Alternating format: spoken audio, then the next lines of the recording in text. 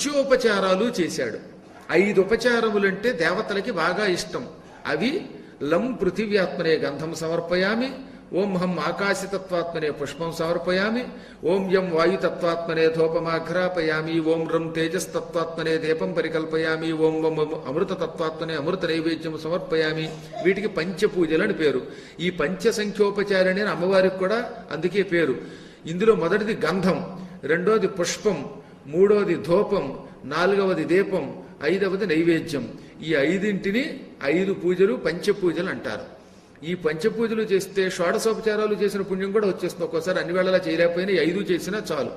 వీటికి ద్రవ్యములు లేకపోతే, ద్రవ్యములు అంటే ఏమిటి? పదార్థాలు. గంధం లేదు, పుష్పం లేదు, సమయానికి ధూపం ఇద్దామంటే అగరత్తులు లేవు, దాంతోపాటు అగ్గిపెట్టే లేదు, దీపారాధన చేయడానికి ఒత్తులు లేవు, నూనె లేదు, అగ్గిపెట్టి లేదు, గిగ్గిపెట్టి లేదు, ఏమీ లేవు.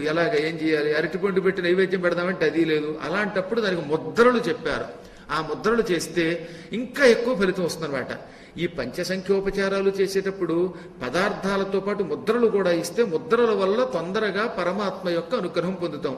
ఇది చిటికెన వేళ్లకి మధ్యలో బొటన వేలులా పెడితే ఓం లం పృథివ్యాత్మనే గంధం సమర్పయామి, ఇది గంధం అన్నమాట.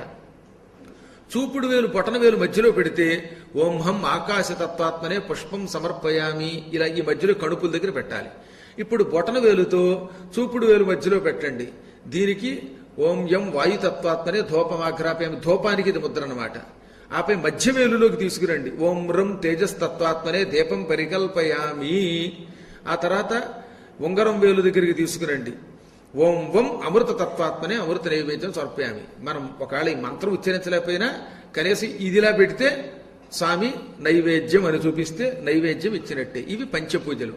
ఈ పంచపూజలు అయ్యాక ఈ ముద్రల్లో కూడా మళ్ళీ లోపం వస్తే సరిగ్గా ఇక్కడ పెట్టమంటే పైకో కిందకో పెట్టామనుకోండి, అప్పుడు ముద్ర లోపం వస్తుంది. దానికేం చెప్పారు?